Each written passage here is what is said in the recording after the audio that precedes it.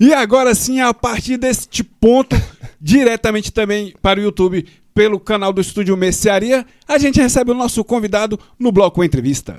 Querido e nobre guru Marcos Pinheiro, obrigado por ter aceito novamente nosso convite, cara. Bem-vindo novamente aos Índices. Saiba que para a gente é uma honra, cara, muito grande, você sabe disso, poder bater esse papo com você novamente. Dito isso, vamos prosear que o bagulho vai render de novo aqui. E, bicho, vamos lá. Com sua mãe, musicista e... quem é que tá fazendo esse barulho? É o copo. Peraí, gente, eu tenho que fazer a logística de vocês. Com sua mãe musicista, uma coisa que não faltou em sua casa foi música, mas especificamente o rock. Como ele entrou em sua vida e como foi que o rock and roll foi ganhando mais espaço em seu coração. Bom, antes de mais nada, muito bom estar de volta aqui aos Índices, depois de 8 anos, né? Tive a honra de ser um dos primeiros entrevistados do programa. O terceiro, né? Não sou eu que estou falando nada, gente. Não é o Felipe CDC que está latindo aqui. Lá em 2016. Mas assim, pô, é interessante isso mesmo, porque a minha mãe tem uma formação clássica, né? Ela é professora de música, né? Já aposentada há muitos anos, né? Na formação de piano e de canto. E lá em casa, assim, a minha formação musical dentro de casa, com meu pai e com a minha mãe, era de músicas antigas, ou de músicas clássicas que a minha mãe gostava, ou de música brasileira mesmo, MPB e tudo mais. Essa coisa do rock, inicialmente, foi mais pelos meus primos que eram mais velhos, né? Moravam no Rio de Janeiro, e aí eu comecei a ouvir um pouco de rock a partir deles, e principalmente quando eu vim para Brasília em 83, que aí realmente eu mergulhei nessa coisa, nesse universo do rock. Aí já adolescente, né? Logo depois, já estando na universidade da UNB, que aí eu mergulhei muito nessa coisa do rock e que foi desencadear mais pra frente em fazer um programa, né? E, cara, a escolha do seu curso teve a ver com seu gosto musical, teve a ver com sua mãe ter sido musicista e assim, tem algum jornalista musical que você fala assim, cara, esse cara aí é foda, você tem como referência? Sim, na verdade, assim, para eu fazer o curso de comunicação na UNB, num primeiro momento eu estava até em dúvida, até o terceiro ano ali do ensino, do segundo grau, eu ainda estava em dúvida de qual curso fazer.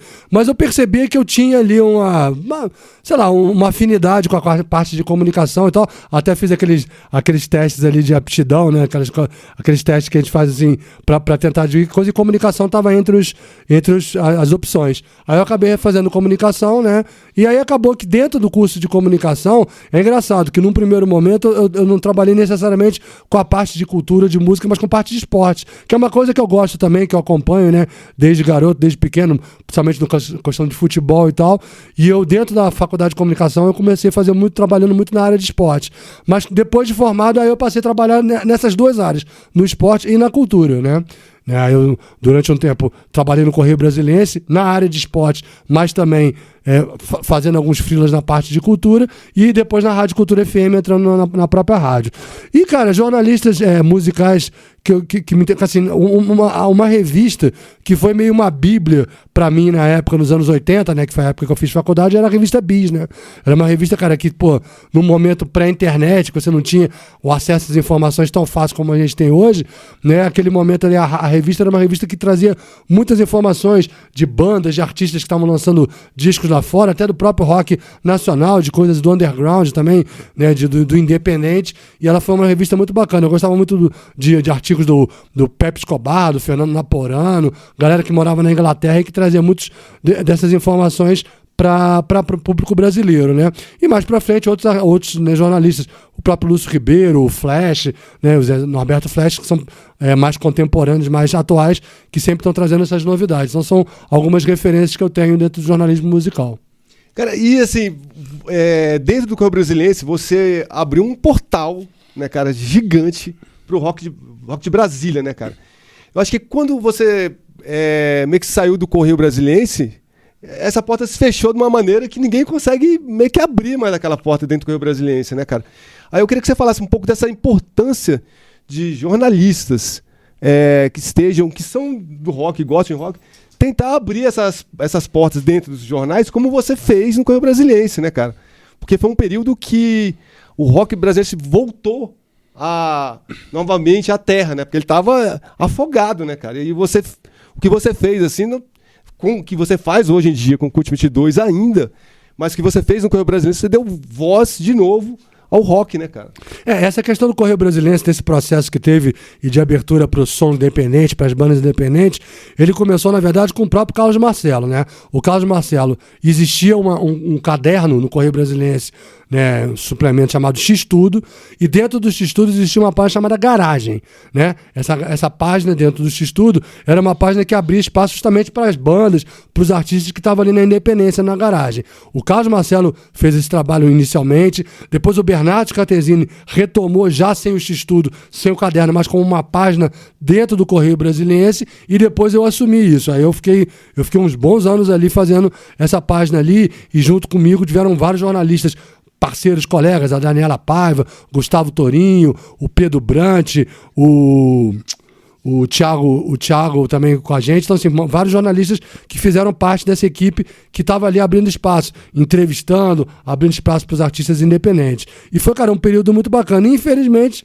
realmente, coincidência ou não, eu saí do Correio Brasiliense em 2007 e a partir dali eu acho que ainda continuou um tempinho mais, mas depois acabou. Realmente a grande verdade é que os jornais impressos, né, estão perdendo espaço até para não na cultura só, em todas as editorias, né? Os jornais estão muito mais magros, né, com o advento da internet, das plataformas e tudo mais, e todo mundo está vendo e ouvindo muita notícia nessas plataformas, e os jornais em geral diminuíram, né? O Correio Brasiliense era um jornal, chegava no domingo, era um jornal gordinho, né? Hoje é um jornal fininho. E a cultura acabou. Se está perdendo espaço em política, em cidade, cultura, então nem se fala, né? Então acabou que com isso perdeu, e acho que até a extinção da página Garagem acabou se dando por conta disso também, né? Cara, e falando assim, sobre histórias e tal, e o livro de memórias do Marcos Pinheiro, cara?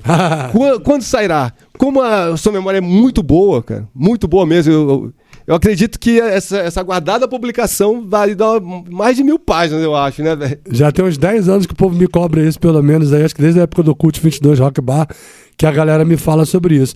Cara, é verdade. Inclusive, eu até me puxo minha orelha, porque até nesse período da pandemia aí, em 2020 até 2022, poderia ter sido um período que a gente estava recluso e tudo mais, que eu poderia ter me dedicado a isso, e eu acabei que procrastinei, negligenciei e continuo procrastinando e negligenciando.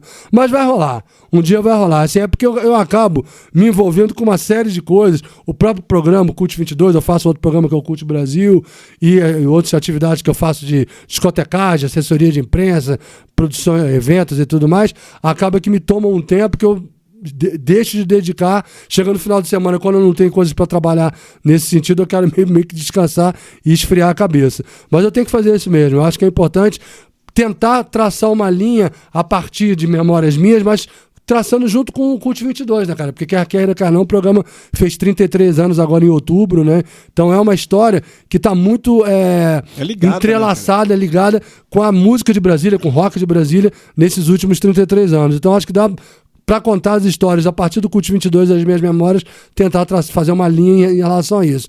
Não prometo quando vai acontecer isso, mas eu vou fazer. Mas você tem um acervo fotográfico de muita coisa ainda? Esse é um problema muito sério que eu tenho, até do próprio programa também do Cult 22, porque o que acontece?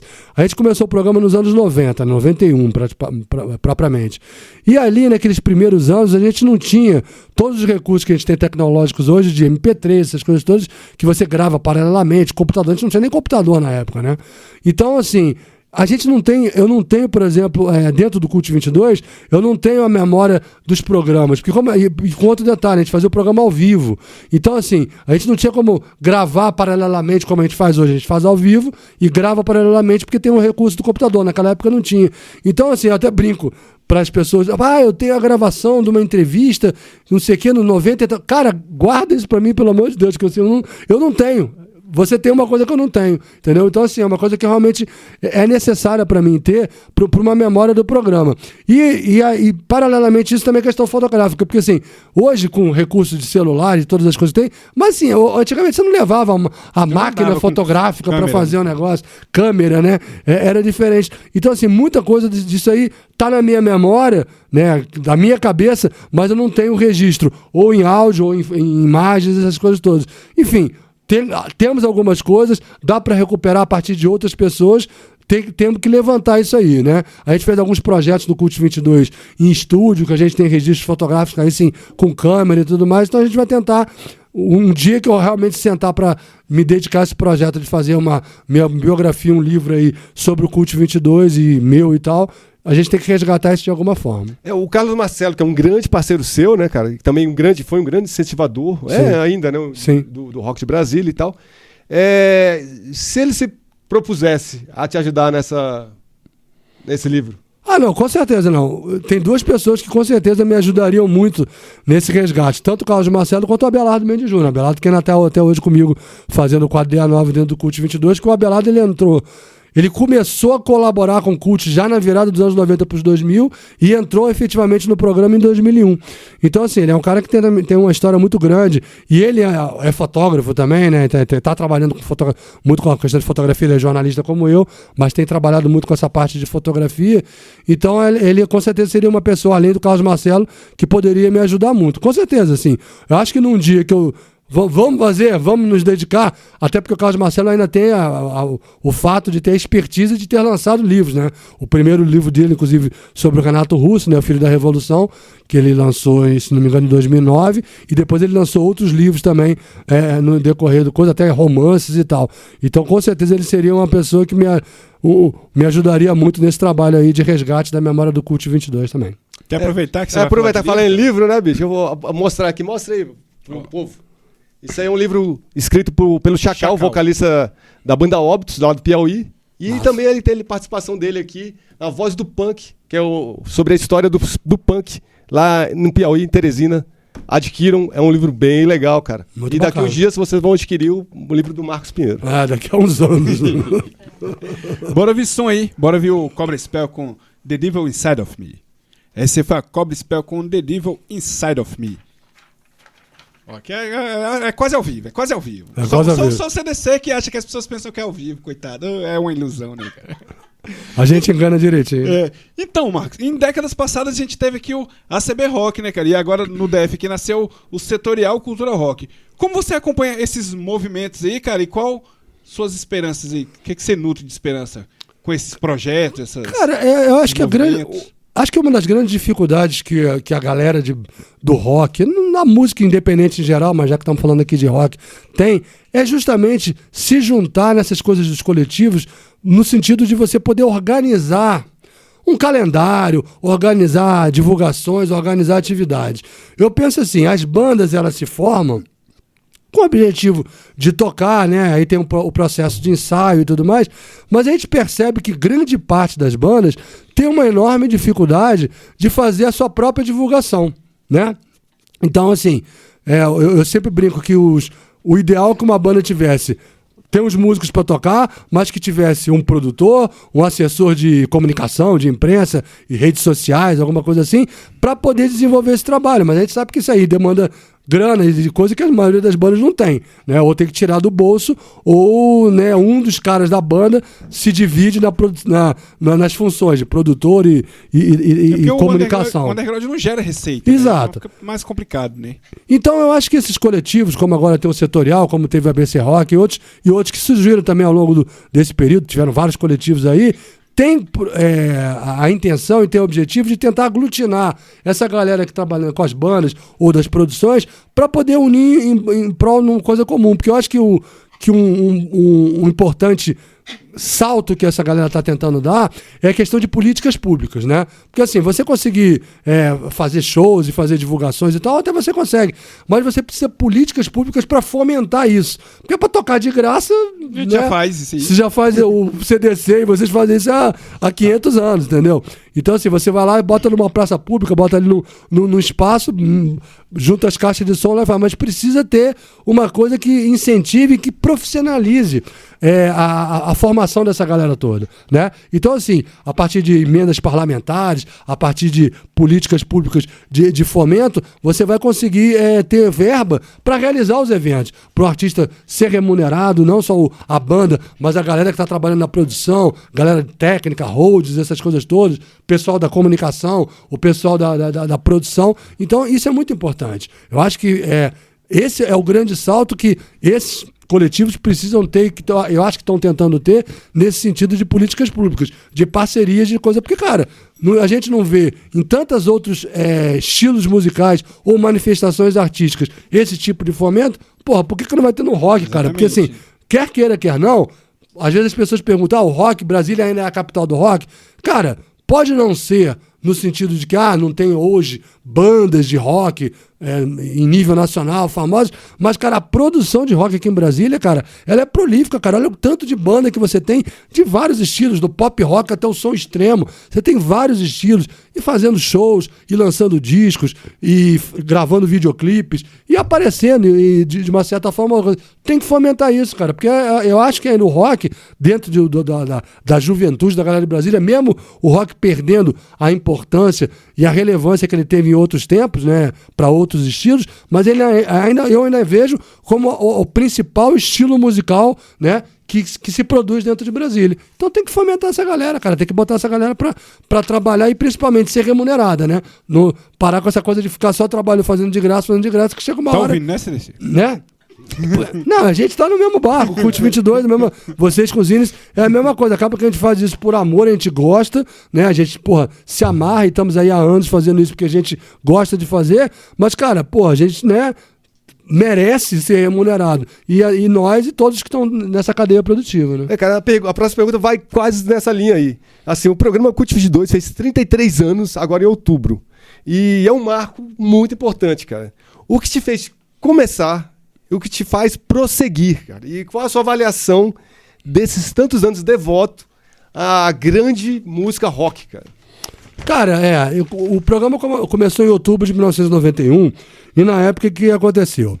Eu já estava na Rádio Cultura FM fazendo um programa de esportes chamado FM Esporte, que eu já falei, eu tinha essa dualidade esporte-cultura. Depois, nos últimos anos, eu tenho sido mais só na cultura mesmo. E a gente fazia um programa a partir de uma galera que tinha sido colega meu, né, na UNB, né, alguns formados já como eu, outros ali se formando. E ali a gente, naquele grupo do programa que chamava FM Esporte, ele ficou no ar entre 90 e 92, eu conheci o Carlos Marcelo. O Carlos Marcelo, na verdade, eu não conhecia ainda, mas ele veio meio como um estagiário do programa, ele ainda estava formando na UNB. E ali eu e o Carlos, a gente percebeu, batendo papo, porque o programa era assim, o FM Esporte era um programa de notícias de esporte, entrevistas, notas e tal, e tinha música, tinha uma programação musical ali, que a gente colocava ali, ou de música de fundo, de BG, ou a gente colocava quebrando um bloco de outro. Terminava um bloco, a gente botava uma música. E as músicas que a gente tocava no programa eram músicas mais voltadas para coisa do esporte. Então era mais coisa do rock, né? Rock, pop rock e tal. Às vezes alguma coisa de reggae, mas era mais rock mesmo. E eu percebi, e o programa era os sábados. E cada sábado, um dos integrantes da equipe, nós chegamos a ser 8 na equipe, fazia a programação musical. E é curioso que quando eu conheci o Carlos, e o Carlos acabou fazendo uma programação musical, eu falei, legal, eu me identifiquei com ele, né? E a gente começou a conversar, e aí o Carlos Marcelo começou também a estar mais presente na Rádio Cultura. Naquela época eu já estava como funcionário da rádio, trabalhando na parte do jornalismo.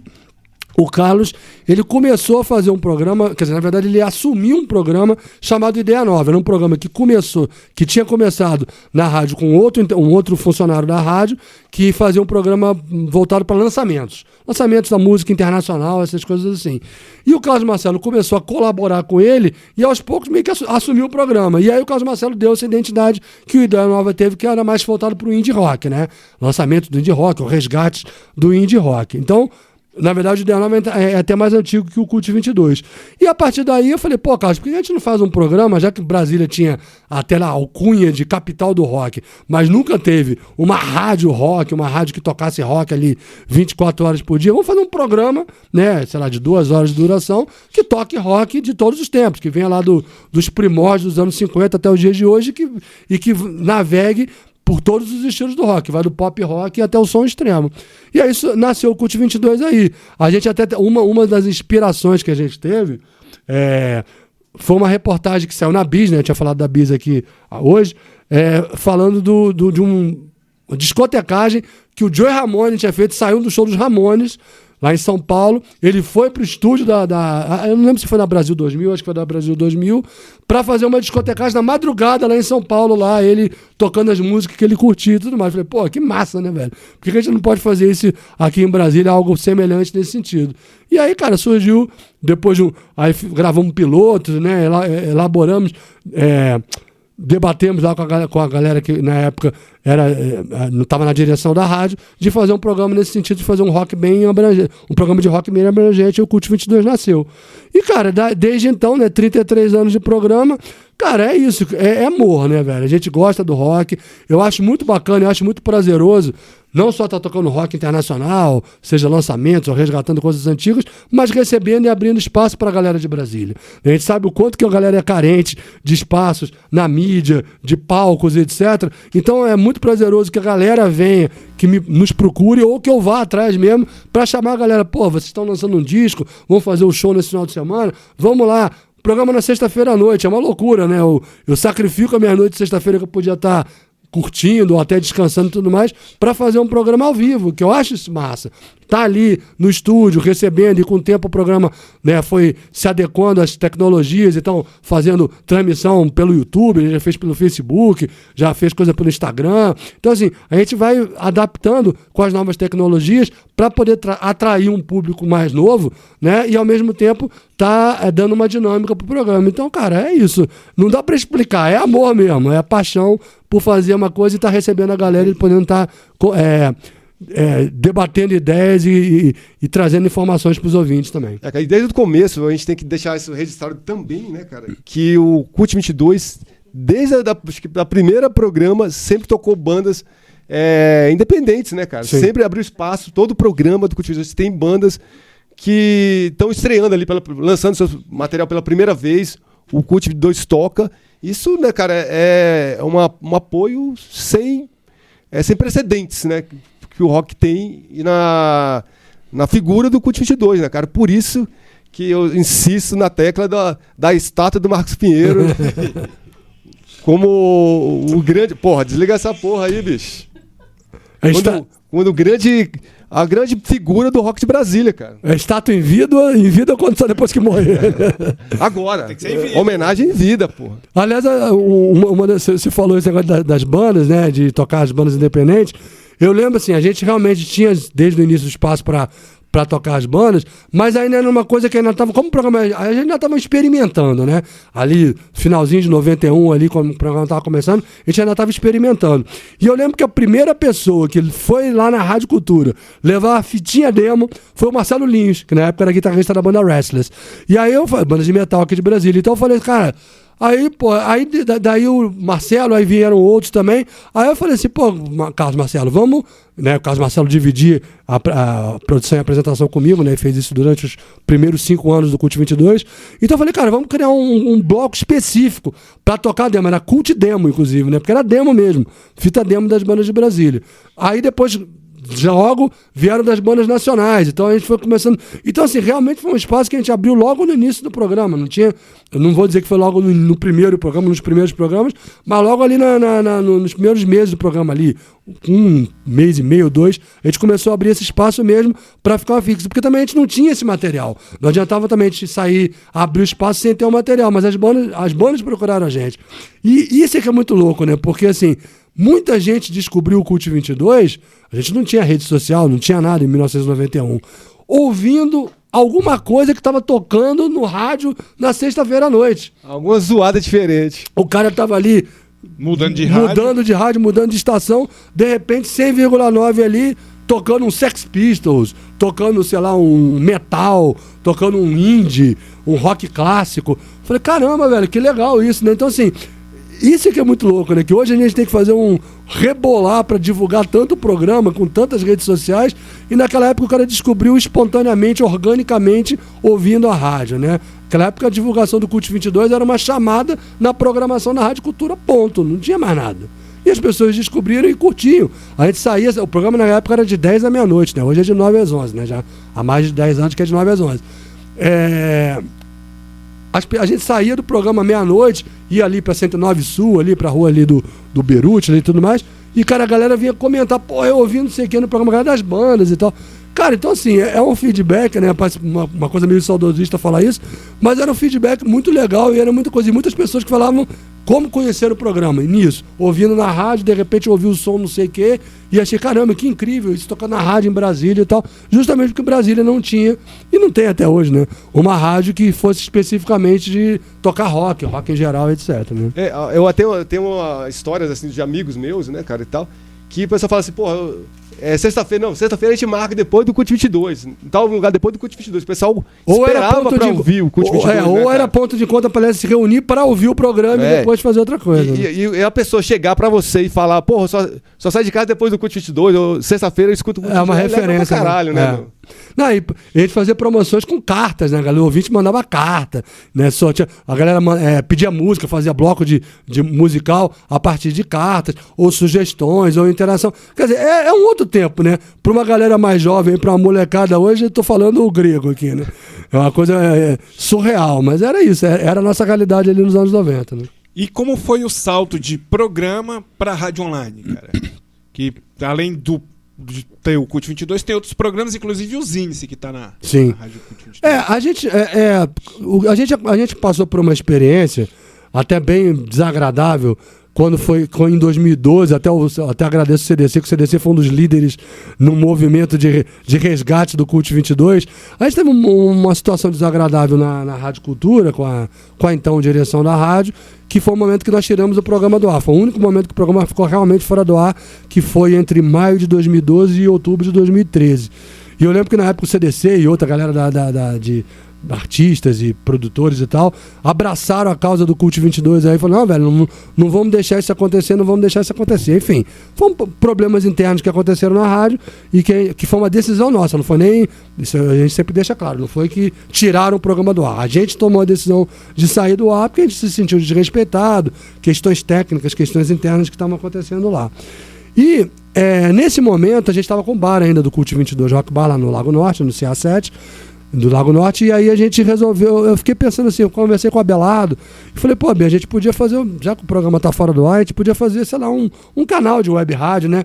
Ainda era uma coisa um pouco incipiente, essa coisa de canal de web rádio, e nós chegamos a fazer uma experiência piloto, que não é o que é hoje, em 2013.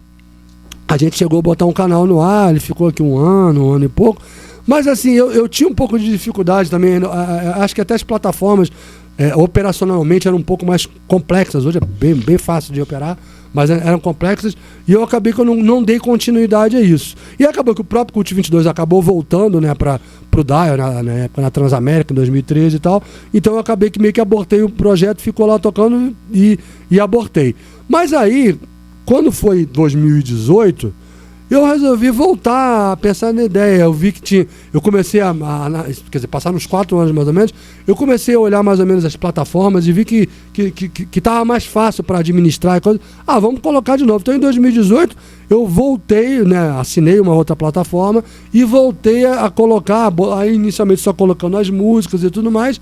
Aí quando chegou em 2019, eu realmente dei uma cara para a rádio, né? A rádio operacionalmente ela começou em março de 2019 de verdade. Em 2018 ainda foi um segundo momento experimental, e em 2019 sim. Porque, cara, eu acho, já que você hoje tem essas ferramentas tecnológicas que facilitam a transmissão e facilitam a administração, e já que até hoje Brasília não tem no Dial uma rádio que toque rock e tudo mais e tal, vamos fazer isso no CUT 22, vamos transformar o CUT 22 às 2 horas semanais em 24 horas diárias. Entendeu? Então ali foi uma curadoria minha, que eu peguei músicas gerais do que eu tenho, de acervo, que eu tenho as músicas guardadas fisicamente, porque eu trabalho como DJ e tudo mais, e por causa do programa, eu gosto de ter o acervo físico das músicas, né? Essas coisas hoje muita gente usa por causa de, pega de Spotify, pega de coisa, não. Eu gosto de ter as músicas mesmo, o acervo físico. Eu tenho um HD, sei lá, com mais de 20 mil músicas, 20 e tantas mil músicas, nem sei quantas músicas tem. E aí eu fui lá e peguei uma parte disso e joguei pra rádio, trabalhando com isso, trabalhando com o que a gente já trabalha no CUT 22. Tem o rock clássico, tem o rock mainstream, tem uma coisa novidade dos artistas clássicos, mas tem o independente nacional e independente de Brasília. Cara, tem muita banda de Brasília. Se pegar o acervo lá, tem banda de Brasília pra caramba, e de vários tempos. Não só as bandas atuais, como bandas dos anos 80, dos anos 90, dos anos 2000. Então a gente misturou tudo isso e a programação que rola ali é uma programação randômica, não tem condição de eu sentar e todo dia fazer uma programação durante 24 horas ou parte delas, né? Então é uma programação randômica que rola, que o próprio sistema gera, né? Que você tem as vinhetas, tem as identificações, tem umas chamadinhas de intervalo entre um bloco musical e outro durante um período. E à noite, aí já em 2020, que eu resolvi incrementar essa programação com colaboradores, com pessoas parceiras, né, de programas que pudessem estar ali na faixa noturna da programação da Rádio Web, podendo estar colaborando. E o Zinice entrou em julho de 2020, já tem mais de 4 anos que o Zinice está sendo transmitido lá, né, todas as quintas-feiras às 8 da noite. E temos hoje 11 programas, contando com os dois que eu faço, Cult 22 e Cult Brasil, são 11 programas, né? Inclusive até um programa novo que entrou agora, né, que é a novidade, que é um programa que entrou na grade da Rádio Cultura FM e que agora também está na Rádio Cult 22, que é A Hora da Saúde Metal, que é um programa muito legal, não sei se vocês já tiveram a oportunidade de ouvir. É um programa que entra no ar depois do Cult 22, na Cultura, de 11 à meia-noite nas sextas-feiras, e é um programa 1 hora de metal de tudo quanto é época, né? É metal antigo, metal novo, e ele é. E também metal de outros países, às vezes coisas assim, bem de países longínquos, assim. É bem interessante. A gente fez um trabalho, um casal que faz o programa, né? Não um casal afetivo. Um cara e uma menina, né? O Bruno e a Jess, que fazem. A Jess é a coisa da Murderers, né? Que toca na Murderers e tal. Então, eles que fazem esse programa, cara, e é um programa muito bacana. Então, assim, é uma novidade que a gente tem. Então, assim, sempre procurando renovar. Até porque também acontece que nesse meio do caminho, alguns desistem de fazer o programa. Então, o programa não tá rolando mais, não tá dando pra fazer mais, beleza. O programa sai, a gente vai lá e tenta substituir para o outro, tentando manter essa programação de segunda a sábado, e no domingo eu faço um domingão só de reprise. Inclusive o Zine se reprisa no domingo às 9 horas da noite. Então é assim que eu monto a grade noturna da programação da rádio. Né? Você chegou a pensar na rádio destrinchando blocos do Cult 22 para virar programas? Cara, eu na verdade o Cult Brasil ele era um bloco, não era? Isso, o Cult Brasil era um bloco do Cult 22 que era dedicado justamente aos lançamentos do rock independente nacional. E aí ele virou um programa aí que eu incluí Brasília na história para botar. Porque o que acontece? Tem muito artista, assim, as bandas nacionais não dá pra ficar levando pra dentro do Cult 22 sempre, porque os caras estão fora, pra fazer entrevista é uma coisa mais complicada. Então, assim, as entrevistas nos programas, a não ser que o cara esteja aqui em Brasília, eu faço mais com as bandas locais, com os artistas locais. Mas eu recebo muito material, né? Por conta do Cult 22 eu recebo muito material. Até a UBC, né, a União Brasileira de Compositores e tal, chegou a colocar o Cult 22 como uma referência entre os programas de rock nacionais, né, de rádios, né, e tal, que recebem e que tocam os artistas independentes do coisa. Então, a partir disso, quem não conhecia passou a conhecer o Cult 22 e a gente recebe muito e-mail com material, seja das próprias bandas, seja de assessorias, né, dos artistas, etc. Então eu falei, velho, eu não consigo ter essa demanda para botar dentro do Cult 22 toda semana. Então eu criei, isso foi na época da pandemia, né, 2020. Eu falei assim, eu vou criar um outro programa para colocar isso.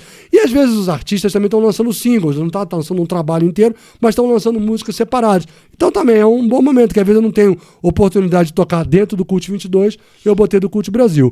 Eu cheguei a pensar nisso, de repente Ideia Nova, Metal Ataque, o Sabotagem, serem programas específicos dentro do Cult 22, mas aí eu dependo das pessoas que fazem os blocos fazer. O Fu chegou, eu vou fazer, eu vou zoar com o Fu aqui.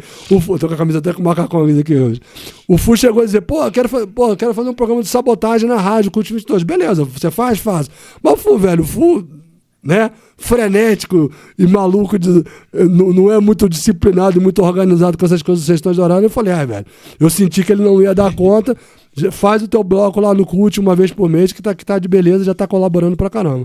Então é isso. Assim, mas tá aberto, assim, que outras pessoas que tiverem ideias de programas e quiserem participar da grade, é só me procurar que a gente analisa. Faz um Cult demo, tocando só demo. É um programa bacana. É a ideia. Bota o CDC pra apresentar. Bora ouvir mais som aí. Bora ouvir o Crypta com The Other Side of Anger. Essa aí foi a Crypta com The Other Side of Anger.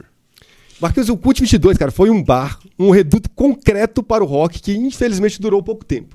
Porém, cara, do período ativo e altamente produtivo. Quais essas melhores lembranças, cara, dessa casa? Se é que teve... tiveram boas lembranças, né?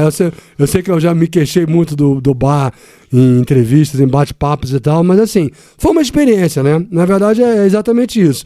Era levar o que era o programa Cult 22 para um palco, né? E no caso a gente teve uma oportunidade de negócio ali no final de 2010, de pegar o antigo Landscape, né, que estava à venda, né, estava sendo desativado, e montar um bar com a marca do Cult 22, né? Então foi o Cult 22 Rock Bar. A gente teve vários problemas administrativos e, principalmente, a gente teve a velha questão do público, né?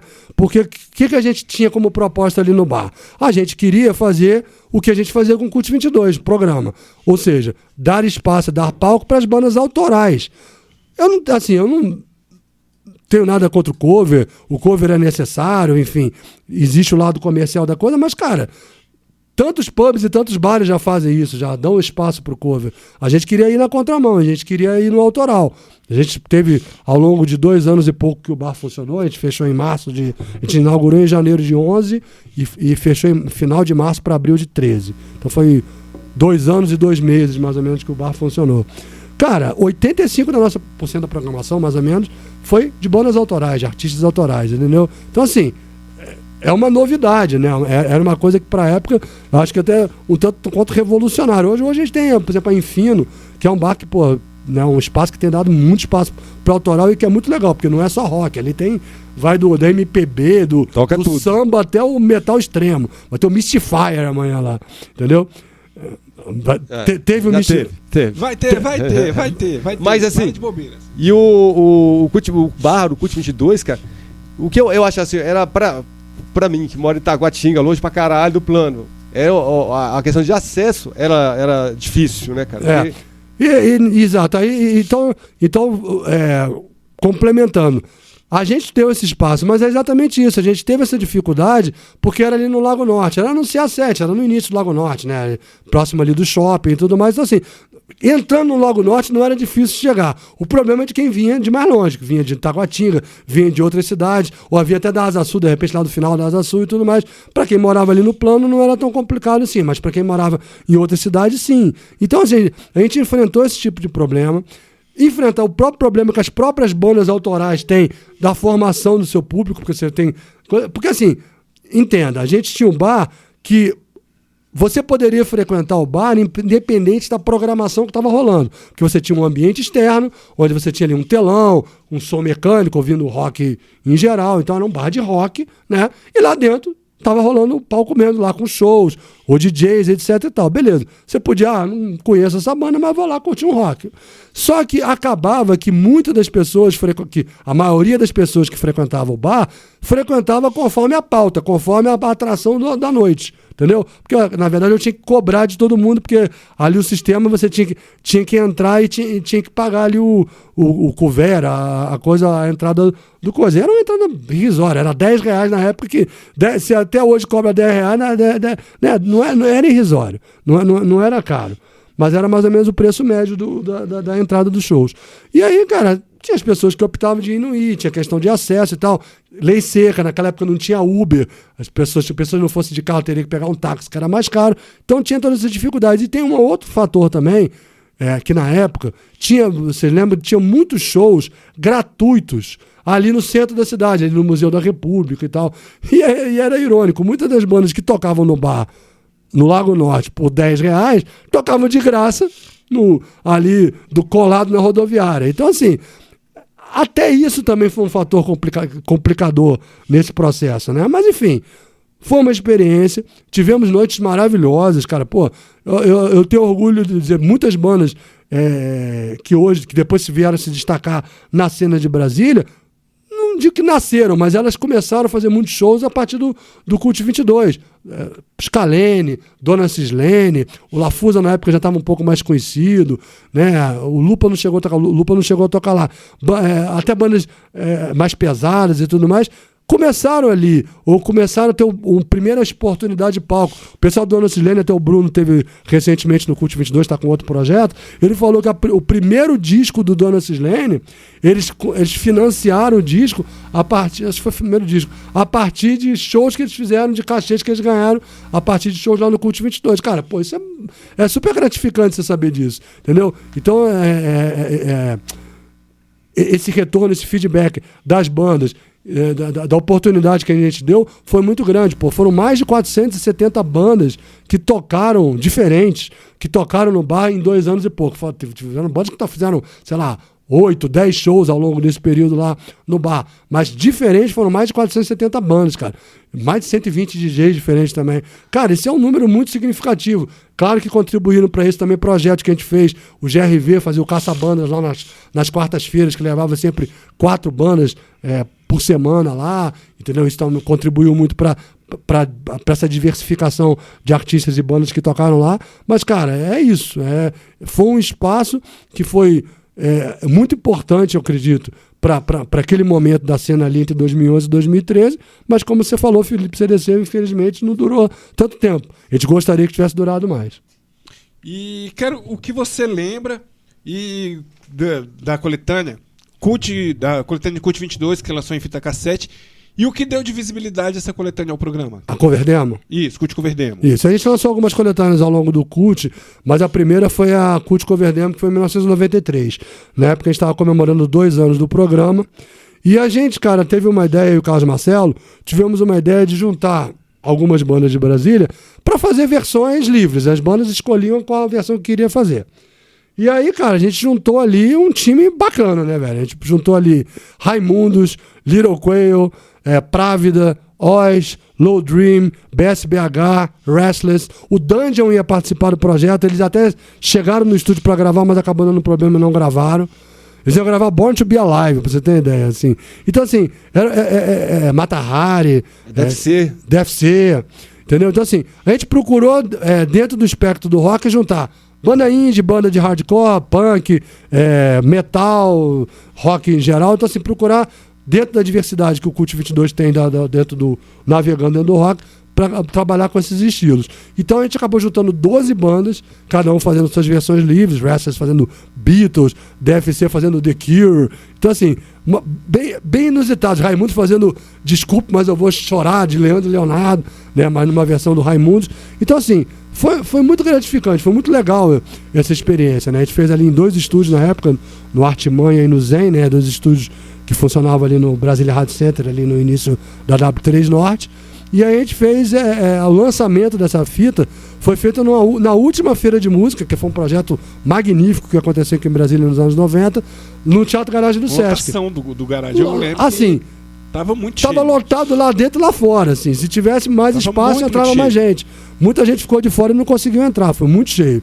A gente lançou essa fita em outubro de 93 lá, e foi a despedida da Feira de Música de lá. Depois da Feira de Música foi pra a Casa do Teatro Amador, hoje é a Sala Plínio Marcos, lá no complexo da Funarte ali. E até essa semana eu estava vendo um post do Pinduca, no caso do Pinduca, que foi no Mascavo Roots e tal, falando dessa Feira de Música que inaugurou lá na Casa do Teatro Amador, que foi a Feira de Música 24 horas, né? Que durou. Foi um evento com vários artistas que começou na noite de sexta-feira, de sábado, não lembro, e foi até domingo, foi na tarde, sábado até domingo, foram 24 horas de evento, um evento muito bacana. E aí, que juntou também vários artistas também de rock, não só de rock, mas muita galera do rock tocou lá. Então, assim, foram momentos muito marcantes. Eu cheguei a participar de um programa na Fluminense FM no Rio, Rádio Rock, que tinha no Rio de Janeiro, lá em Niterói. Fui visitar a Fluminense para lançar a Cult Cover Demo lá. Tava no Rio de Janeiro, a galera do College Radio, que era um programa que tinha lá no sábado, final da tarde, me convidou para participar do programa. Eu fui lá na Fluminense, levei a demo. Curiosidade, quando eu cheguei na porta da Fluminense, encontrei o Zeca, DJ, que era do Animais Desesperados na época. Hoje tem a banda chamada Diffen e tal, né? Tocou com Câmbio Negro e tudo mais. E é DJ também. Tava o Zeca e o Babu, não o Vitor Babu. O Babu, Alexandre Babu, que na época tinha a banda Hard, né? Então, e tocou em outras bandas também. Trabalhou no Sesc e tudo mais e tal. Eles estavam na porta lá para divulgar também trabalhos deles também. Então, assim, você vê, né? Essas referências, né? E foi sem combinar. Encontramos num sábado à tarde, o prédio estava até meio vazio, assim, e a gente se encontrou lá. Então, assim, são... E a gente fez aquela fita com parcerias de lojas, tinha Red Collection, né, lá no Conic, Berlim Discos, a Gabriela Discos, né, tinha a Gabriela Discos também, nos apoiou. Então, assim, foi uma graninha que a gente pegou para poder bancar ali as gravações e fazer a capinha da fita e tudo mais, e vendemos, cara. A gente vendeu as fitas nas lojas e tal, a gente vendeu até um número considerável de fitas e tal, e foi uma experiência bem legal nesse sentido. Depois saiu até as versões que não tinham saído, né? Que foi em CD Uncoated. Isso, aí a gente fez um outro, isso foi em 93, o curso que convertemos. Aí nós fizemos outro projeto. Em 95 a gente fez outro projeto chamado Uncoated. Fomos na onda da MTV, Unplugged e tudo mais, e resolvemos, e pegamos algumas bandas para fazer versões acústicas de músicas deles lá no... Isso foi só no Artimanha, esse projeto. Aí a gente fez com Pato, a gente aproveitou duas bandas que estavam em Brasília na época, fizemos com Pato Fu e com Viper, né, em meses distintos, e fizemos com 4 bandas de Brasília. Fizemos com a Low Dream, fizemos com Mascavo Roots, que não tinha participado do Culto Cover Demo, fizemos com Právida e fizemos com a Oz, né? Dessas 4, a única que não tinha participado da Culto Cover Demo era o Mascavo Roots.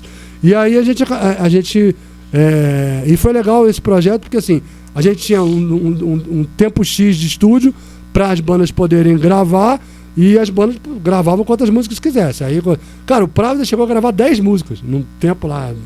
Os caras estavam ensaiados, fizeram até versões, fizeram versões de Led Zeppelin, acho que Jimi Hendrix também, então eles fizeram umas versões. O Pato Fu só tocou a música deles, o Pato Fu foram poucas músicas, mas em média que gravaram, cada banda gravou umas 4, 5 músicas, e o Právida chegou a 10.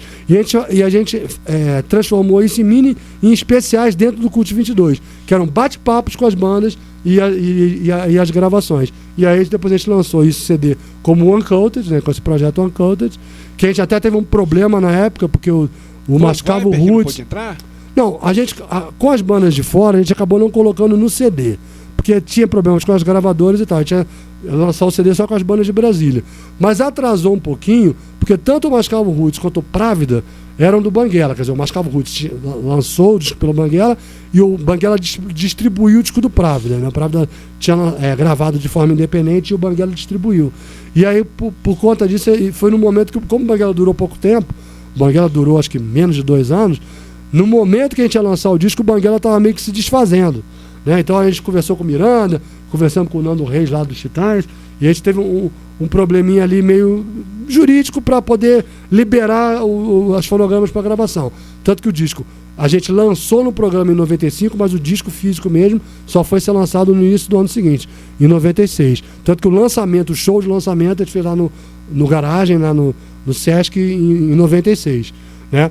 E aí, como você falou, algumas sobras das gravações, que a gente botou acho que 4 músicas de cada banda pro CD. E como sobrou música do Právida e não tínhamos lançado do Pato Fu e do Viper, acho que sobrou do Low Dream e do Mascavo Roots também, a gente fez uma fita demo chamada Uncoated Outtakes com essas gravações. E aí essa a gente nem comercializou, a gente fez mais para ter como registro e distribuímos para algumas pessoas também.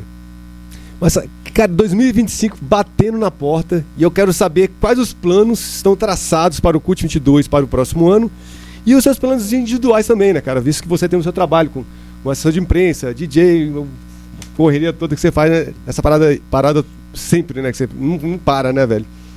Para 2025, eu sei que...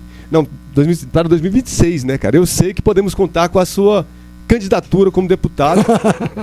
E este programa já está se preparando para trabalhar pesado nessa campanha. Revelado isso, por gentileza, dê essas considerações derradeiras ao povo que acompanha o programa Zines. Gente, esse negócio da candidatura é brincadeira, não tem candidatura nenhuma, não. Já teve um povo que fez um lobby danado, quis me convencer a ser candidato, cara, política. Eu gosto de política, mas eu jamais conseguiria ser um político. Né? Algumas pessoas, inclusive a minha esposa e produtora Eliane de Castro, que também vai ser entrevistada aqui pelos índices. Cara, ela assim, não dá. Eu tenho, sem querer tirar a onda, mas eu tenho uma coisa ética muito grande dentro de mim, de respeito às pessoas e tudo mais, e não que a gente não possa e não deu. A gente tem que ser, mas que não possa ser ético na política. A gente tem que ser ético na política.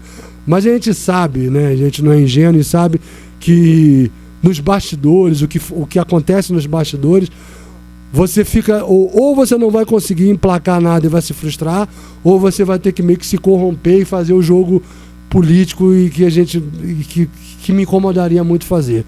E que eu também não saberia fazer, eu acho, né? Não sei. Então, assim, realmente não é pra mim. Apoio pra caramba, tem uma galera que eu acho que é super bem intencionada e que já tá nesse meio e que eu acho que pode fazer um trabalho bem bacana nesse sentido. Não tô fazendo campanha pra ninguém, tô só falando genericamente de pessoas que a gente conhece e que eu acho que podem fazer esse trabalho muito bem, mas não é pra mim. Então essa coisa da candidatura de 2026 é fake news. A frustração. É fake news. Mas em relação a projetos e trabalhos, cara, assim, não tenho assim, nada definido na minha cabeça em relação a 2025. Na verdade, nesse momento eu tô querendo descansar. Tô querendo tirar umas férias que eu tô bem cansado mesmo. Esse ano, esse tempo todo tem sido bem puxado. Mas, cara, eu acho que é isso, cara. É continuar tocando, né? Continuando o projeto.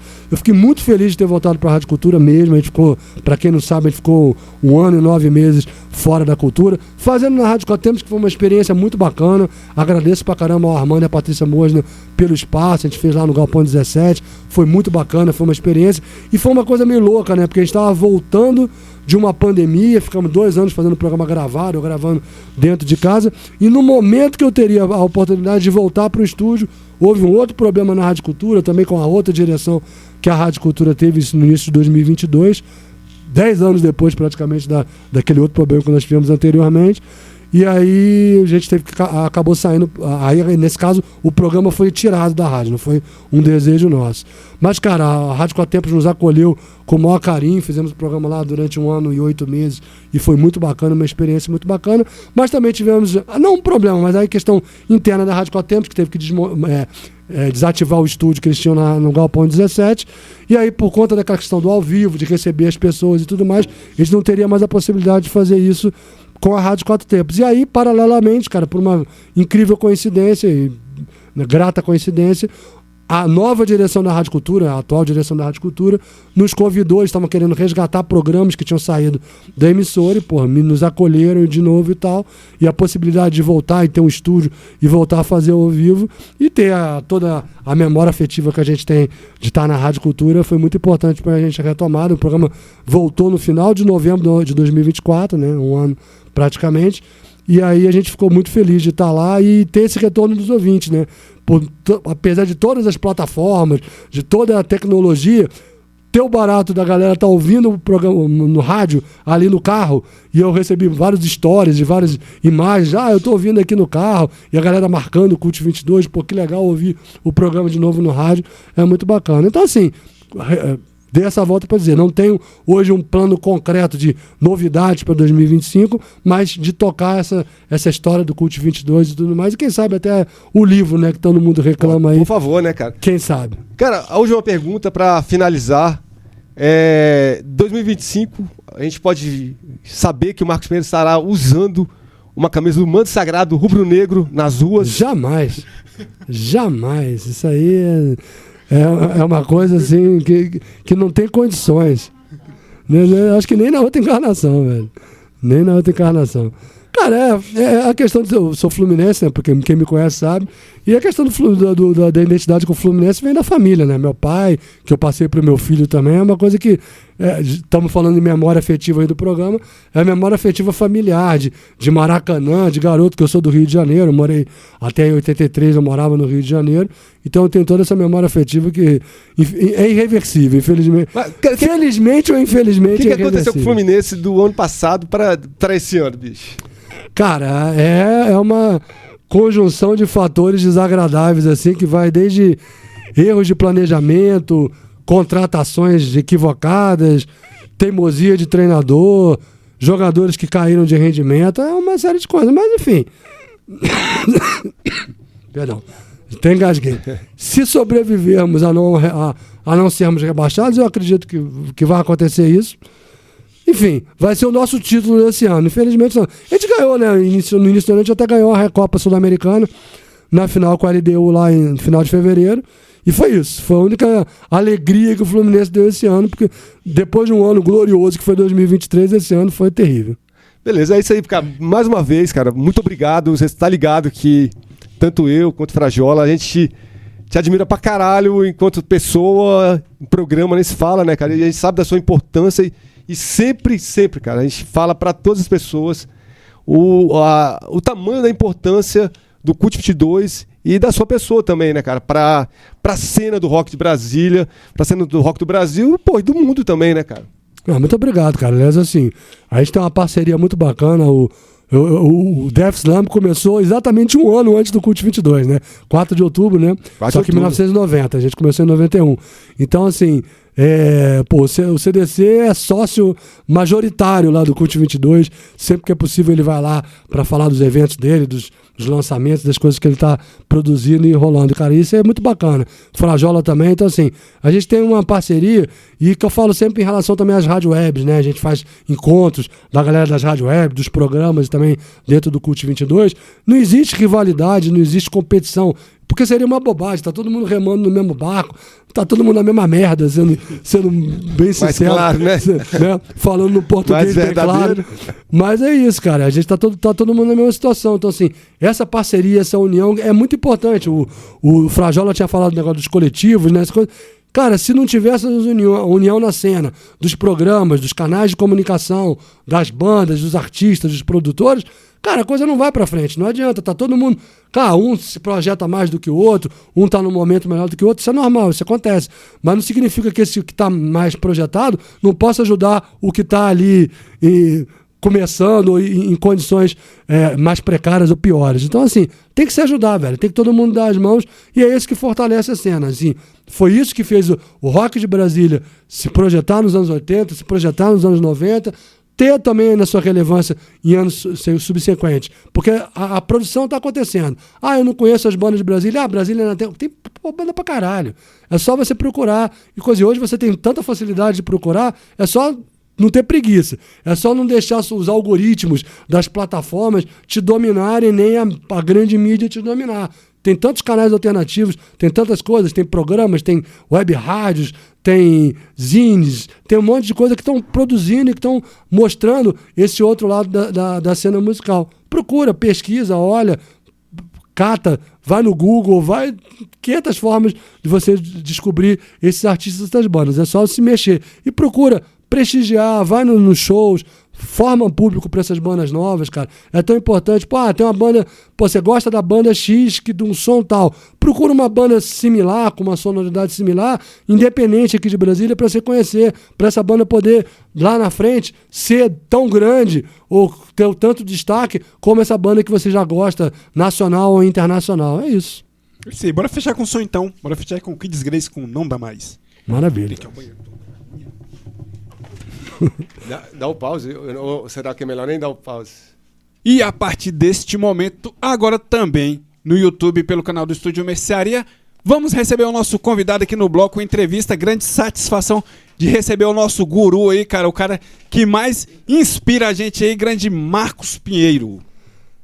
Quer fala, Jorge? Eu fui pegar a garrafinha aqui. Não, é melhor você começar de novo. É melhor segurar o Ziga, mano. Não, pode deixar. Pode deixar. Ele te molhou, vai te molhar. Pronto, ele rasgou a camisa. Já temos um corte. Se eu segurar ele, Já temos o corte pós-entrevista. Pega a garrafa que ele... Ele rasgou a garrafa? Rasgou. Pega a sua que tá no chão e coloca... Não, rasgou não. Tava aberto. Já temos o corte pós-entrevista. Eita. É igual conhece, não? Ele rasgou mesmo, você fez. Rasgou, ele tava mordendo. Você não Ele rasgou, cara. O dente desse cachorro aí, velho, é impressionante. Tô todo mijado, velho. Vai, do Zé. Zig, fica sossegado, vai ficar com a mamãe lá. Agora ele vai acalmar, porque não tem mais nada pra ele mexer. Sei lá, né?